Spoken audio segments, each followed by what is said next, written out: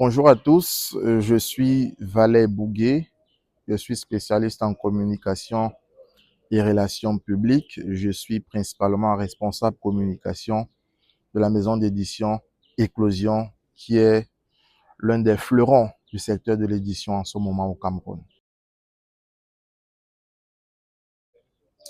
Alors, il faut dire aujourd'hui que l'avènement des nouvelles technologies de l'information et de la communication, notamment Internet et plus récemment l'intelligence artificielle, a sensiblement contribué à transformer la production du livre, la distribution et même les contenus qui sont dans les ouvrages. Mais il faudrait bien intégrer que cela n'a pas touché la capacité dont disposent les écrivains à coucher déjà sur le papier le fruit de leur imagination, de leur savoir, de leur innovation. Donc, aujourd'hui, il se trouve que l'on n'est plus dans une édition classique ou traditionnelle qu'on a connue autrefois, il y a 10 ou 20 ans.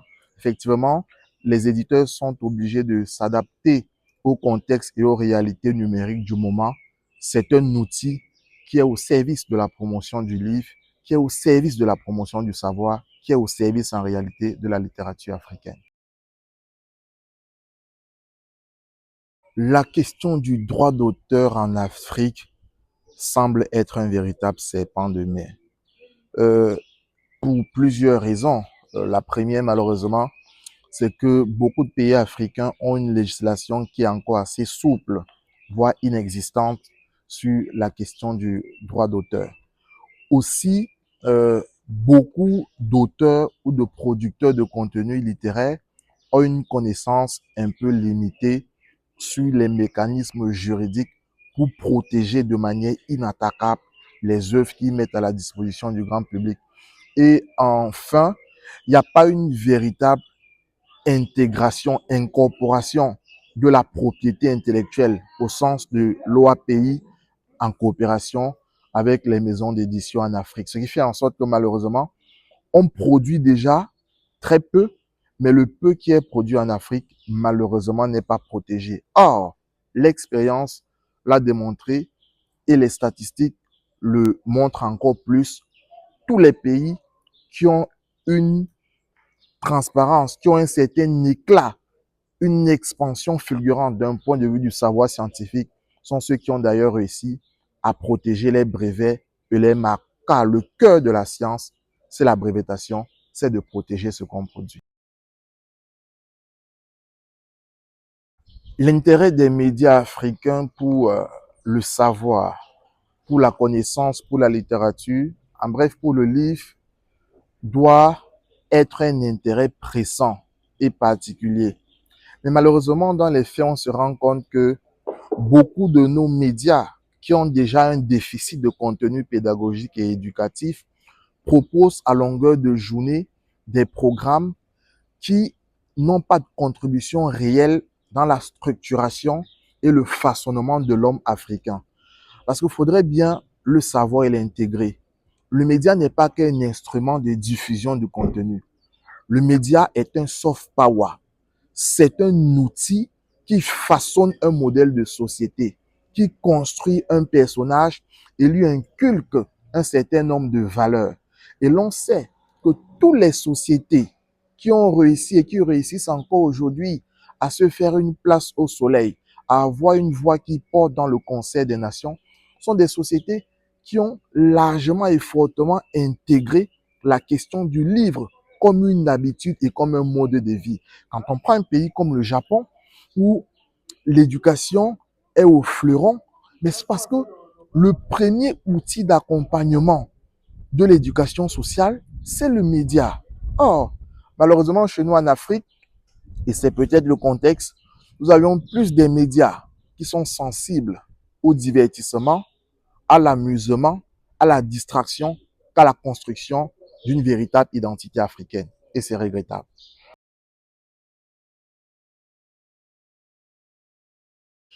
Aujourd'hui, l'Afrique est à la croisée des chemins.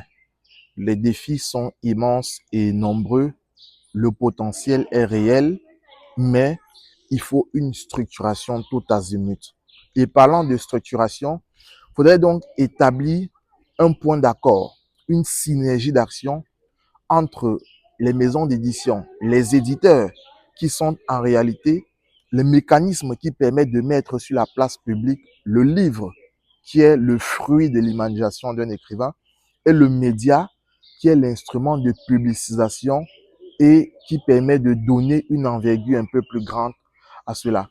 Je pense que les éditeurs, effectivement, ont beaucoup d'attentes vis-à-vis des médias. Et la première attente n'est que les médias accompagnent les efforts, les productions littéraires. Parce que vaut une production littéraire, quelle que soit sa pertinence, son authenticité, si après publication, elle reste dans les tiroirs, dans les laboratoires, dans les bibliothèques, elle n'est pas connue du grand public, alors qu'un livre est une œuvre utile. Donc ça, c'est important. Mais les médias ont également aussi une attente. Je pense que le problème peut-être qui se pose, c'est qu'il n'y a pas de communication directe entre les deux entités. Il faut de plus en plus créer un cadre, un canal pour que les médias et les responsables des maisons d'édition se parlent de manière quotidienne afin de définir un plan d'action commun, un cahier de charges et quelles sont les méthodes, les actions qu'on va décider de mettre ensemble à court, moyen et long terme. Parce qu'effectivement, on dit en marketing en général, pour atteindre un objectif réel, il faut que le projet soit smart. Donc, il doit être simplifié, il doit être mesurable, il doit être réaliste et dans un temps définitivement défini.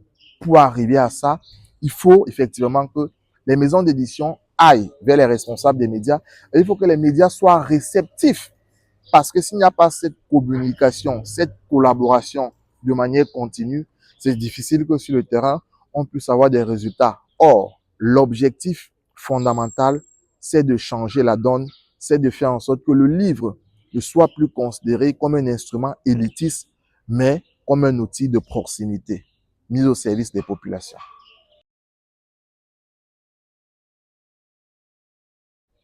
Le secteur de l'édition en Afrique aujourd'hui est confronté à de nombreux défis. Et effectivement, l'un des défis les plus importants est le mode ou le modèle d'édition des ouvrages. Les maisons d'édition, pendant plusieurs décennies, ont été considérées comme les pivots, c'est-à-dire le seul moyen qu'il fallait utiliser pour éditer un ouvrage. Aujourd'hui, avec l'avènement de nouveaux acteurs sur les segments numériques tels qu'Amazon et bien d'autres, beaucoup tendent à recommander l'auto-édition aux auteurs. Je pense que c'est un panier à crabe et c'est un piège pour une raison qui est toute simple. En général, la faculté à plonger dans l'auto-édition réduit la rigueur et le sérieux de l'auteur. Pour une raison qui est toute simple. Quand on écrit un ouvrage, on est sensiblement habité par la volonté quotidienne et ferme de voir son ouvrage être publié, paraître sur la place publique, dans les bibliothèques. Or, la maison d'édition est justement ce laboratoire qui sert de filtre, qui jauge la qualité, la pertinence et l'opportunité de la publication. Parce que vous pouvez effectivement rédiger un ouvrage qui est très intéressant, mais qui n'est pas opportun dans le contexte et sur la période. Or, quand vous êtes dans l'auto-édition en général, l'écrivain n'a pas toutes ses habiletés en termes d'appréciation du contexte, du management, de la sociodomégraphie du lieu pour dire est-ce que je sors l'ouvrage maintenant ou pas. L'auto-édition, c'est quelque chose qu'on ne peut pas déconseiller, mais vu d'un point de vue africain, vu d'un point de vue de la réalité sociologique africaine, c'est un mécanisme pour l'instant qui n'est pas plausible, donc qui est en avance sur notre temps. Pour l'instant, on a une société à bâtir, à construire, et il faut qu'on s'assure que les ouvrages qu'on met à la disposition de notre population, surtout de notre jeunesse, sont des ouvrages de qualité. Il n'y a que la maison d'édition pour justement faire ce filtre et permettre à ce que ce qui advient sur la place publique soit véritablement des références littéraires. Il est vrai qu'aujourd'hui, le secteur de l'édition en Afrique rencontre beaucoup de difficultés et est confronté à de nombreux défis. Mais il va sans dire que, au-delà de ces contraintes et de ces défis, c'est un univers qui a également beaucoup de potentialités. Et l'avènement des nouvelles technologies de l'intelligence artificielle contribue d'ailleurs à faciliter plus ou moins l'édition dans les ouvrages en termes de gains de temps et parfois de gains financiers. Mais toujours est-il, je pense que ça c'est le nerf de la guerre, c'est le cœur du problème. Il faudrait bien qu'on ait une édition en Afrique qui non seulement nous ressemble, mais surtout nous rassemble.